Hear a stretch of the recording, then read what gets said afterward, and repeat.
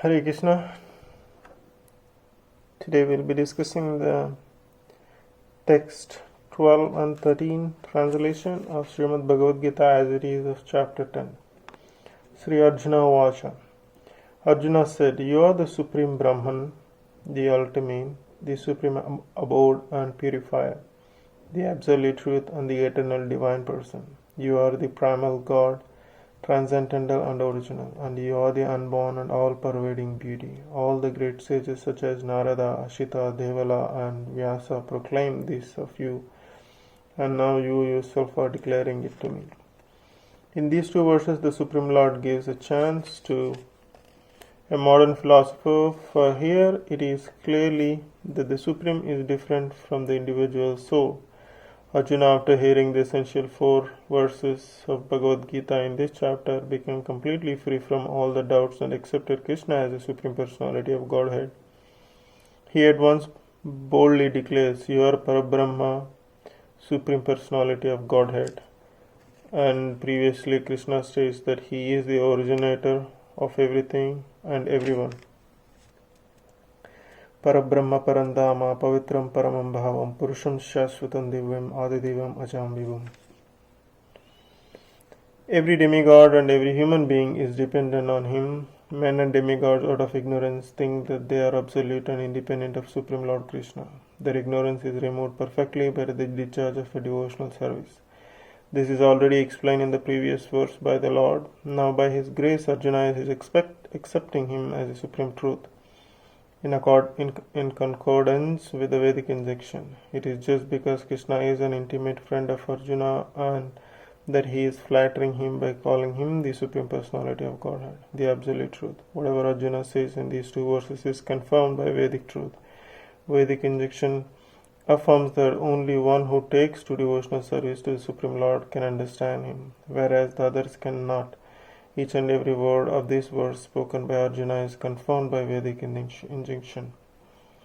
In the Kena Upanishad, it is stated that the Supreme Brahman is the rest for everything, and Krishna has already explained that everything rests on him.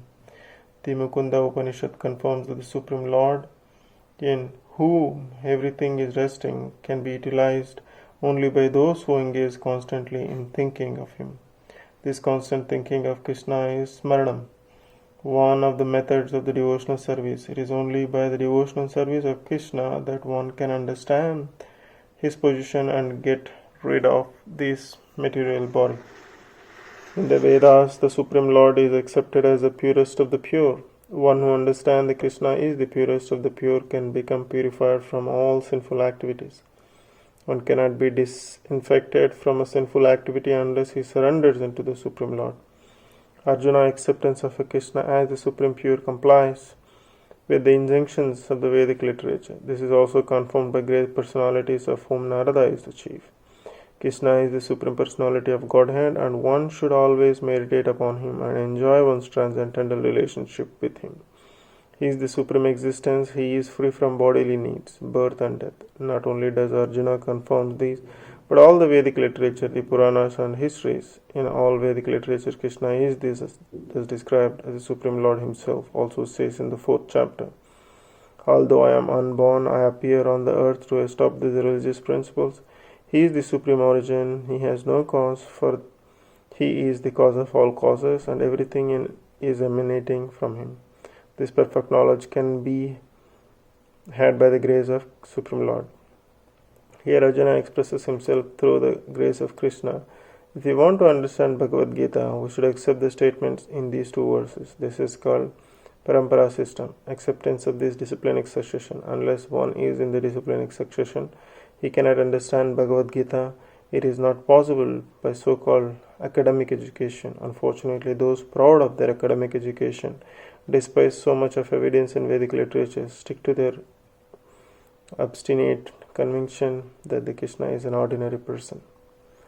Text 14th translation. O Krishna, I totally accept as a truth all that you have told me. Neither the gods nor demons, O Lord, now know thy personality. Arjuna here confirms that persons of faithless and demonic nature cannot understand Krishna. he is not even known by the demigods, so what to speak of so-called scholars in the modern society or world? By the grace of Supreme Lord, Arjuna has understood that the Supreme Truth is Krishna and that he is perfect one. One should therefore follow the path of Arjuna. He received the authority of Bhagavad-Gita as described in the 4th chapter. Their parampara system of disciplinic succession of understanding Bhagavad-Gita, which was lost. And therefore Krishna re-established the disciplinic sections with Arjuna because he considered Arjuna his intimate friend and a great devotee. Therefore, as stated in our introduction in Gita Upanishad, Bhagavad-Gita should be understood in the parampara system. When the parampara system was lost, Arjuna was again selected to rejuvenate it. The acceptance of Arjuna of all that Krishna says should be emulated. Then we can understand the essence of Bhagavad Gita, and then only can we understand that Krishna is the Supreme Personality of Godhead. Text 15 translation. Indeed, you alone know yourself by your own potencies, O origin of all, Lord of all beings, God of gods, O Supreme Person, Lord of the universe. The Supreme Lord Krishna can be known by the persons who are in relationship with him through the discharge of the devotional service, like Arjuna and his successors.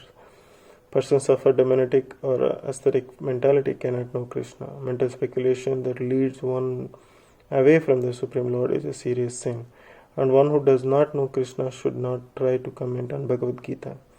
Bhagavad-Gita is a statement of Krishna, and since it is the science of Krishna, it should be understood from Krishna as Arjuna understood it.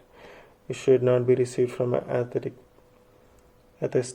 persons. The Supreme Truth is realized in 3 aspects: as impersonal Brahman, localized Paramatma, and at last the Supreme Personality of Godhead. So at the last stage of understanding the Absolute Truth, one comes to the Supreme Personality of Godhead. A liberated man and even a common man may realize impersonal Brahman or a localized Paramatma, yet they may not understand God's personality from the verses of Bhagavad-Gita, which are being spoken by this person. Krishna, sometimes the impersonalists accept Krishna as Bhagavan or they accept his authority. Yet many liberated persons cannot understand Krishna as Purushottama, the Supreme Person, the Father of all living entities. Therefore Arjuna addresses him as a Purushottama. And if one comes to know him as the Father of all the living entities, still one may not know how the Supreme Controller. Therefore he is addressed here as a Bhutesha, the Supreme Controller of everyone. And even if one knows Krishna as the Supreme Controller of all living entities, still one may not know that he is the origin of all the demigods. Therefore he is addressed him as a Devadeva, the worship of God of all demigods. And even if one knows him as the worshipful God of all the demigods, one may not know that he is the supreme proprietor of everything. Therefore he is addressed as a Jagapati. Thus the truth about Krishna is established in this verse by the realization of Arjuna. And we should follow the footsteps of Arjuna to understand Krishna as he is. Text 16 translation.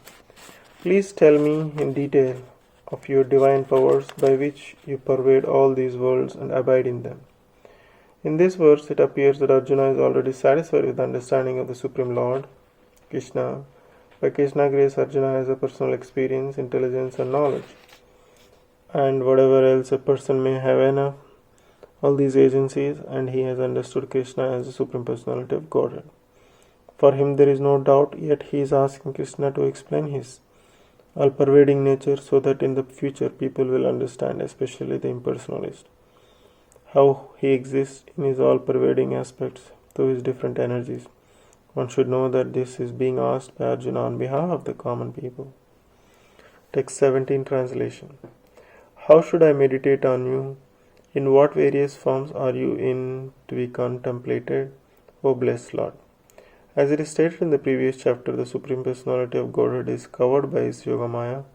Only surrendered souls and devotees can see him. Now Arjuna is convinced that his friend Krishna is the Supreme Godhead, but he wants to know the general process by which all the pervading Lord can be understood by a common man. No common man, including the demons and atheists, can know Krishna because he is guarded by his Yogamaya energy. Again, these questions have are asked by Arjuna for their benefit.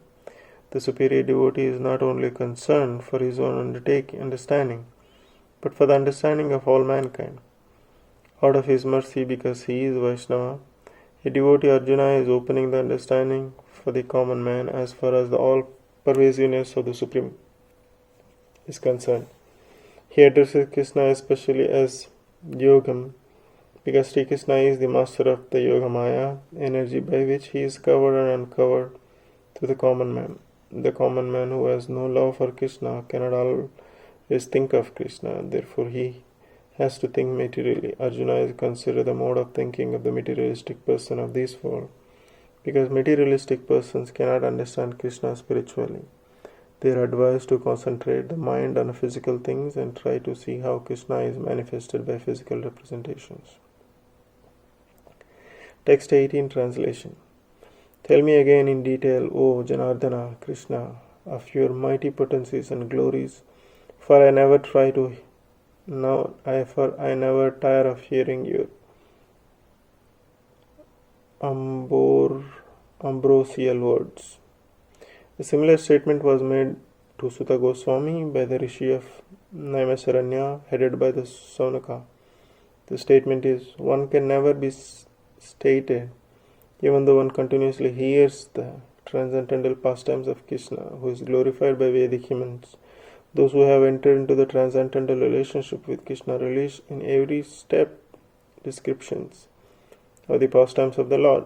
Thus Arjuna is interested to hear about Krishna, especially how he remains as all-pervading Supreme Lord.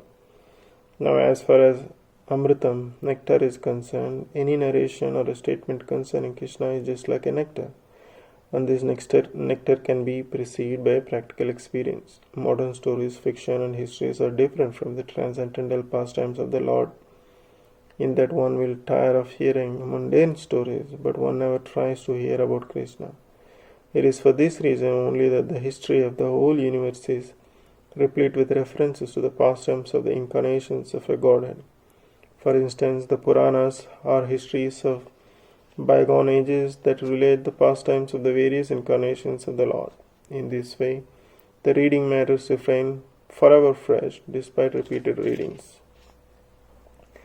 Text 19, Sri Bhagavan Vacha. The Blessed Lord said, Yes, I will tell you of my splendorous manifestations, but only of those which are prominent, O Arjuna, for my opulence is limitless. It is not possible to comprehend the greatness of Krishna and his opulences. The senses of the individual soul are imperfect and do not permit him to understand the totality of Krishna affairs. Still the devotees try to understand Krishna, but not on the principle that they will be able to understand Krishna fully at any specific time or in the state of life. Rather, the very topics of Krishna are so relishable that they appear to them as a nectar. Thus they enjoy them in discussing Krishna opulences and his diverse energies. The pure devotee take transcendental pleasure, therefore they want to hear and discuss them. Krishna knows that living entities do not understand the extent of his opulence. He therefore agrees to state only the principal manifestations of his different energies. The word pradhanyatha, a principle, is very important because we can understand only a few of the principal details of the Supreme Lord. Of his features are unlimited, it is not possible to understand them all. And vibhuti, as used in these words, refers to the opulences by which he controls the whole manifestation. In the Amara Kosha dictionary, it is stated that vibhuti indicates an exceptional opulence. The impersonalists or the Panatheists cannot understand the exceptional opulences of the Lord Krishna as the manifestations of his divine energy. Both in the material world or in the spiritual world, his energies are distributed in every variety of manifestation. Now Krishna is describing that what can be directly perceived by the common man, thus part of his variegatedness energy described in this way. Which ends the translation of the text 19 of Srimad Bhagavad-Gita chapter 10. Hare Krishna, keep listening. Thank you so much.